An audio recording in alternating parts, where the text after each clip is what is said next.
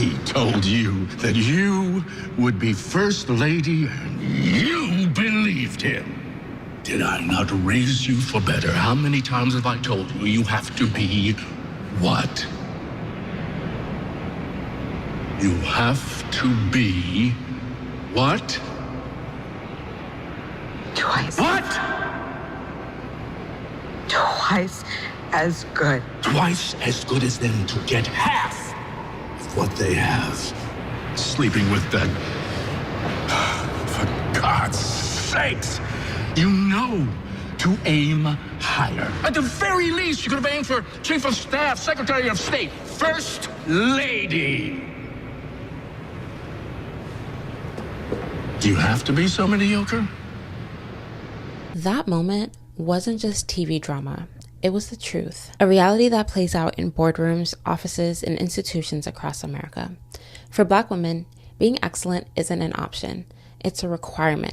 It's the baseline, the starting point, and the minimum standard. We're the most educated demographic in the United States. We lead in college enrollment, graduate degrees, and continuous education.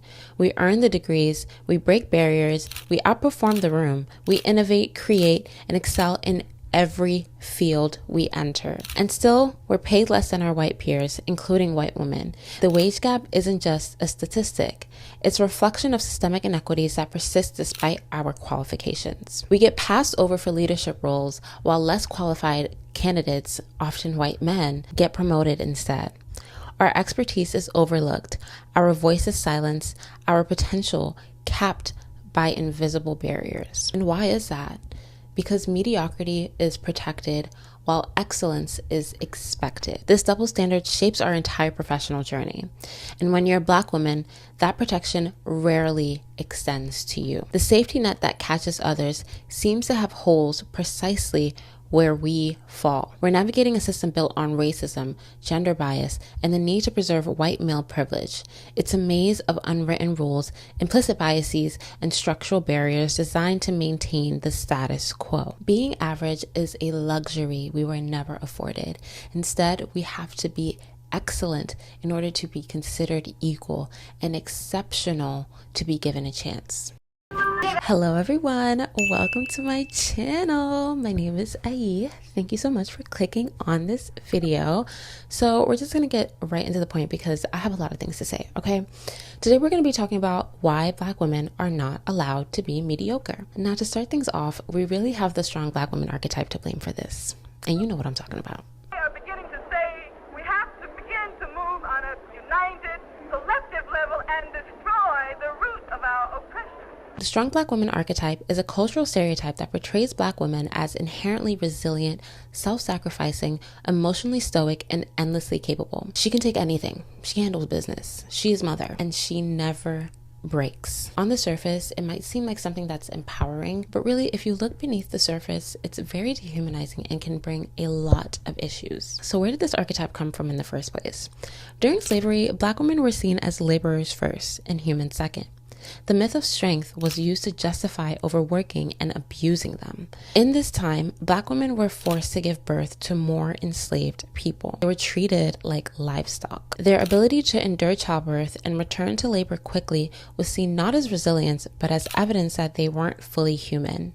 Enslavers believed Black women didn't feel pain the same way white women did, so they were denied care, rest, and empathy. Unlike white women of the time, who were idealized as delicate and in need of protection, Black women were seen as capable of doing men's work and women's work in the fields, in the home, raising white children, cooking, cleaning, and nursing. For example, Harriet Jacobs, in her autobiography, Incidents in the Life of a Slave Girl, recounts how enslaved women were expected to keep going no matter what physical or emotional trauma they were experiencing. 100 pounds of cotton, day in, day out, more than any man here.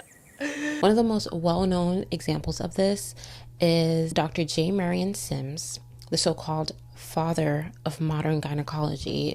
Mind you, this man has like statues of him still up to this day and hospitals named after him. He experimented on enslaved Black women without anesthesia under the false belief that they didn't feel pain like white women did. This created a medical legacy that still affects Black women today, to this day. Mr. Sims, you literally preyed on our downfall. Like, you literally preyed on our downfall. Black women still have to deal with this problem today. As Black women, when you step into a hospital, you kind of have to exaggerate your symptoms just so that you can be taken seriously because of all these implicit biases that a lot of the medical professionals hold. We also have the mammy stereotype.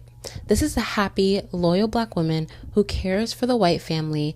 She never complains and she never needed help herself. This became one of the earliest templates for the strong Black woman myth. I just want to preface that there are some Black women in the world who are fine taking on the strong Black woman archetype. They are used to it and they understand that this is how they have to navigate the world. So why is this harmful in the first place? Well, the strong Black woman archetype gives no room for vulnerability. It insinuates that Black women are strong and they don't need help. It denies Black women of the right to rest, to cry, and to need help. Vulnerability becomes a weakness, and that's deeply unfair. No one can survive without being vulnerable. It can also take a mental and emotional toll. Studies show that Black women are less likely to seek mental health care. And why? Because we've been conditioned to just deal with it. This can also lead to workplace burnout. And I am speaking for myself here. I have definitely burnt myself out trying to live up to others' expectations of Black women and overcompensating for the way I present myself or for just being a Black woman in general. And lastly, I mentioned this before, but this can also lead to healthcare disparities. Even in medicine, the myth persists. Black women's pain is taken less seriously, and the idea that we're stronger has literally led to our suffering. Life expectancy, mortality rates, and health disparities are affecting Black women in America at an alarming rate. I just want to raise up Malcolm X's quote in the 1960s, where he said the most disrespected person in America is the Black woman. But here's the thing, this kind of leads us to a double-edged sword because Black women are strong, we are resilient, but this shouldn't be forced upon us. We shouldn't not have a choice. We should be able to be tired. We should be able to cry while also telling ourselves that we're strong and capable. We shouldn't feel restricted and confined to just being strong and presenting ourselves as such. We see this archetype in media all the time. Olivia Pope, for example, in Scandal, she is the strong Black woman. She is also a functioning alcoholic, but that is a video for another time. But Olivia Pope, honestly, Shonda Rhimes, you really don't help with this at all. Olivia Pope and Elise Keating, they are two women who really have that strong Black woman archetype in their characters. We even have real life figures like Michelle Obama, and a perfect example is Serena Williams, who has spoken up about not being treated fairly while she was giving birth in the hospital. And I was like, I can't breathe. Like, I couldn't take a deep breath. I told the nurse, I can't breathe. I need a mask. The enormity of everything was scary. But fortunately, because she advocated for herself, they ended up taking her in for a CAT scan and they found the pulmonary embolism. Now, how do we challenge the strong Black woman archetype? Representation is the first step. We have to ensure that we are showing Black women being soft, unsure, resting, and making mistakes. Heavy on the making mistakes. We are not perfect. We also have to increase mental health access by prioritizing healing, therapy, and community care. One of the most important things that we have to do is be careful with our language. Stop calling Black women strong when you really mean that you're suffering and I'm uncomfortable. Oh, you can't do this, but you're so strong. Like, you've done it before. You're superwoman. Like, you can do anything. Now, keeping this all in mind, it kind of feels like we don't really have a choice and that we are far, far, far away from being able to make those mistakes and being able to be imperfect. And there is a cost of being better. I know that there is some Black girl out there, so many Black women out there that are watching me right now, and I want to tell you, you can do it. Anything is possible. Anything is possible. Like I mentioned before, Black women are the most educated demographic in the United States. We lead protests, we raise families, we get the degrees, and we build legacies. And yet, Despite being the most qualified in the room, we're still underpaid, we're underpromoted, and we're undervalued. And we know the reasons for this, right? Structural racism, gender biases, the protection for white male mediocrity. We watched Kamala Harris, who checked every single box and created new ones, lose to a man credibly accused of sexual assault. She was a former senator, a vice president, a prosecutor, and a diplomat, but her excellence wasn't armor. It simply was not enough. Because for Black women like Kamala Harris, excellence is just the bare minimum in order to be considered.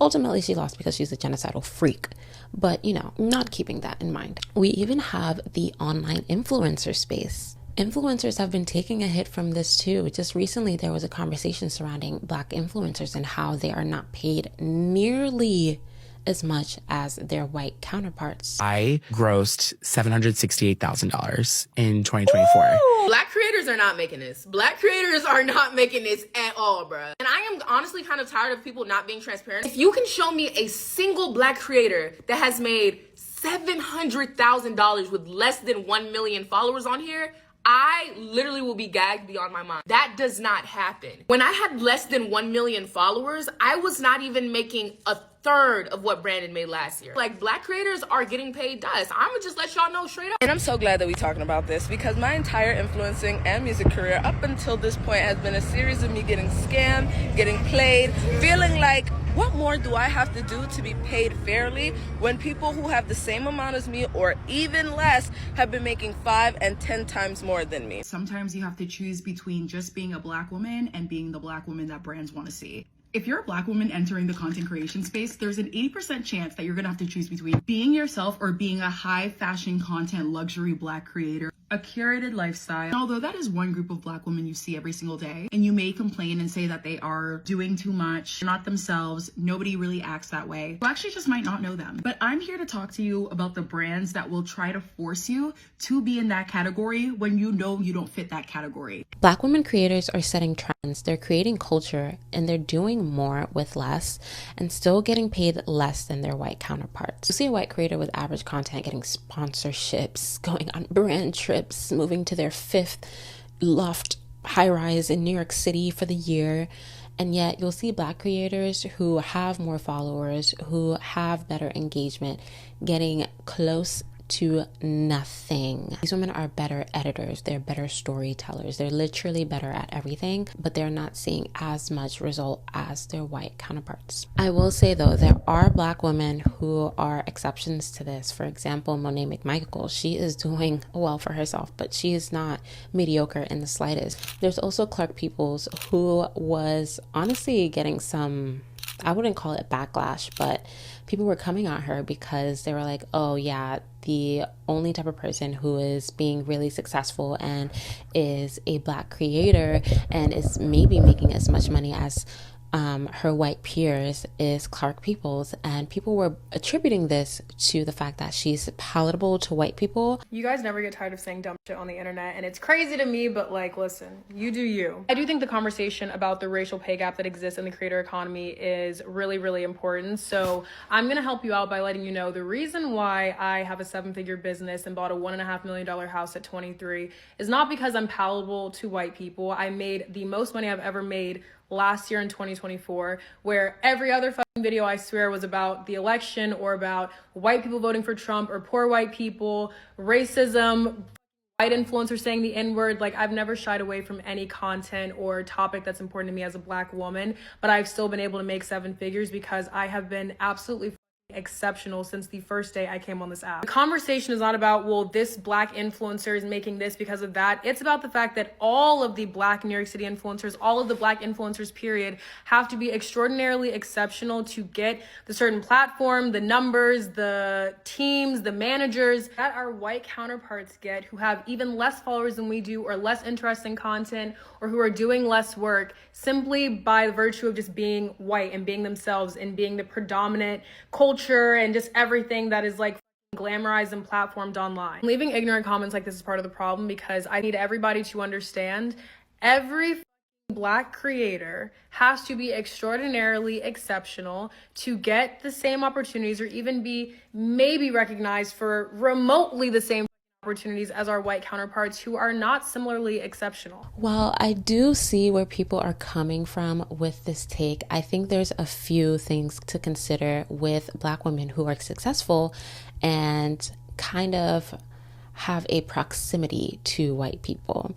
So when you have a proximity to whiteness, you also have a proximity to power. This doesn't mean that the space is welcoming. It just means that the proximity might, heavy on the might, unlock some doors. Clark worked hard for where she was at. Like she said herself, she has literally been excellent since day one. And I'm sure there are still white women out there who are not even close to touching her excellence, who are making way more than she is. Like, just because she is making more than an average Black woman in that space doesn't mean that she is the exception. And also, some white spaces give an exception to a particular kind of Black woman, and I do believe she is that particular kind of Black woman, okay? And that is completely okay. That is okay. I think people get really offended when they hear things like this because it kind of dismisses their hard work. It kind of dismisses a lot of hard work, but two things can be true at the same time. But like I said, these type of women still have to be exceptional from the very, very beginning, and they are not mediocre in any type of way. So keeping all this in mind, when we say Black women aren't allowed to be mediocre, we mean that even when we're the best, we're treated like we're not enough. And when we're just okay, just average, we're punished for it. Now, I have the best intentions when making these videos, but we all know there are white people in this world, especially in the influencer world, who are quite literally so average and yet get the most success. Bring in Alex Earl, okay? Alex Earl, she is a case study of how mediocrity can be rewarded. A white influencer who's become a multi-million-dollar brand with a relatively basic style of content. She love a little get ready with me. Get ready with me to do this. Get ready with me to do that. Get ready with me to be in the Super Bowl. Get ready with me for Valentine's date night. Get ready with me for the Miami Heat game. Get ready with me to throw a party in Miami. It's 3 a.m., so get ready with me to go out. She's charming, okay? She's charming, she's relatable, and that's it. That's it. And I'm not trying to say that she doesn't work hard at times, because I don't know what she got going on. Maybe she does work hard. Not as hard as the other Black women in the space. I'm sorry to say it, but no. Her mediocrity is easily digestible for a broad, white-centric audience, and brands love her because she's palatable, and that's all it takes to make it big. You can also bring in the Kardashians. We already know where this is going. Another example, probably the most annoying example, is the Hawk Tour girl. After saying this, Haley Welch went insanely viral for just saying those two words. You gotta answer this. You got it. What's one move in bed that makes a man go crazy every time? Oh, you gotta give him that Hawk Tour and spit on that thing. You get me? She started a podcast called Talk Tour under Jake Paul's media company. I'm sorry, but the names are killing me. The same mediocrity that has helped creators like Alex Earl, the Kardashians, and Haley Welch rise to fame, exactly what Black women aren't allowed to enjoy. While white mediocrity is embraced, Black women are held to impossible standards. Whether it's in corporate spaces, in the influencer world, even at your regular old 9-to-5, we face a harsh reality. Being good is just not enough. Black women are not a monolith, okay? I can even go as far as to say that light-skinned Black women are sometimes allowed to be mediocre. You understand I'm a light-skinned woman, so I benefit from colorism. You're a dark-skinned woman, so you can never make it to the heights I make it from. Oh, can we clock that one, or is it gonna hurt y'all feelings because it's me saying it?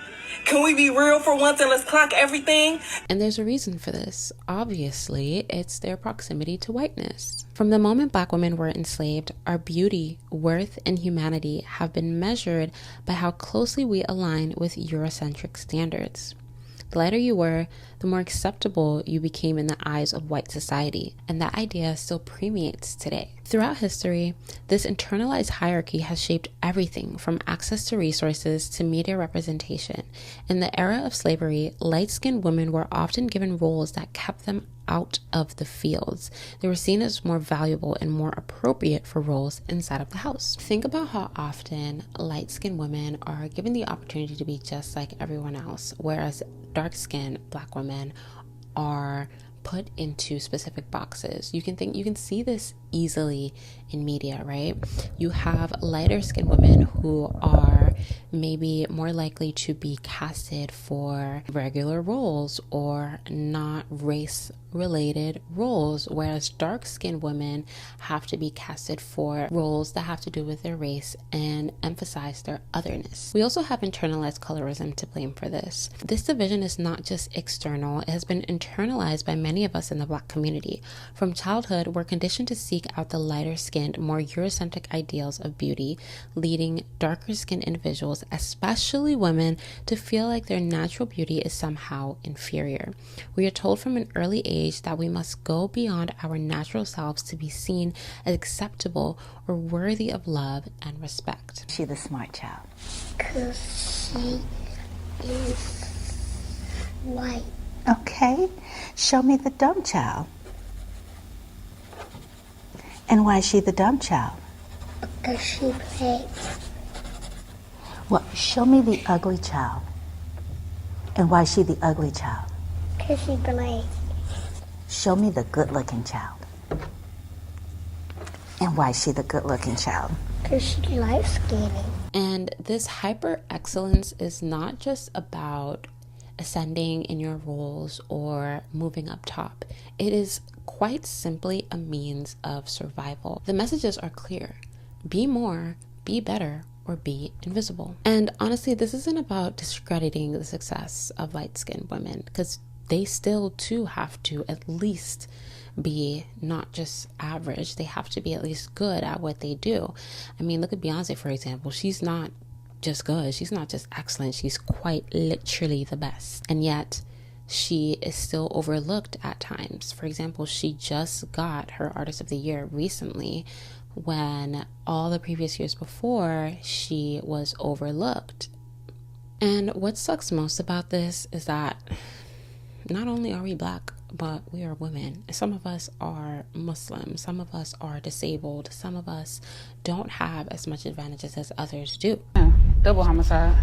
Dark-skinned Black women carry the heaviest burdens. We are constantly fighting against colorism, constantly breaking through barriers, and constantly struggling to be seen in a world that is quick to overlook us. It's time to acknowledge this imbalance, to understand the layers of complexity that affect how we're valued, and to push for a world where all Black women, regardless of their shade, can be seen for who they truly are, not just how well we perform to the standards set by a world that has never been built for us. The goal was never to be mediocre, okay?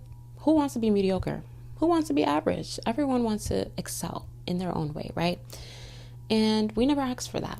We never asked to be mediocre, but we want the option to be. We want the option to breathe, to rest, to live without the weights of always having to be exceptional, because it is so draining. We want to stumble, we want to fail publicly without being so harshly scrutinized. And we also don't want to have judgment on our entire existence. The truth is, for Black women, perfection has never been a choice. The exception has always been to do it all, do it flawlessly, and do it better than anyone else. And still, we are not enough in the eyes of a world built to exclude us. So for the next time someone says, "You're so strong, you can do this," or "You have to be twice as good and you don't have a choice," ask yourself why. Why is it that we have to prove ourselves twice over just to get a seat at the table? And who really benefits from that? Who are we making comfortable? Who benefits from a system that requires us to work ourselves into the ground, to sacrifice our mental health, and to carry the weight of an entire community on our shoulders, all while being told we're still not enough? We live in a world where mediocrity is a privilege, a luxury afforded to those who've historically been given access to the highest seats of power and influence. But for us, Black women, that privilege is something we've had to fight for. And even then, we're still not guaranteed a fair shot. But maybe, just maybe, we should start demanding that right too. The right to exist in our fullness without apology, the right to fail, to grow, and to be human. Because being enough, just as we are, should never be something we have to fight for. We've carried the weight of society's expectations for far too long, and it's time to let go of the burden of being exceptional and instead claim the freedom to just be. So that is why I believe, heavy on my opinion, believe that Black women are not allowed to be mediocre. I think there are many spaces where mediocre Black women can exist, but it is very hard for us to do so. I highly recommend that you find a balance between being excellent and striving for excellence, pushing yourself, with making mistakes, with failing publicly. I highly recommend that you do it publicly too, because it makes it easier. It truly does. But yeah, that is all I have for today. I hope you guys like this video. It's a very different video for me. I'm kind of testing out my theory to see where it takes me. If you guys like this, make sure to like, comment, and subscribe. If there's anything that resonated with you, please let me know down below. Let's start a conversation. And I will see you in the next one.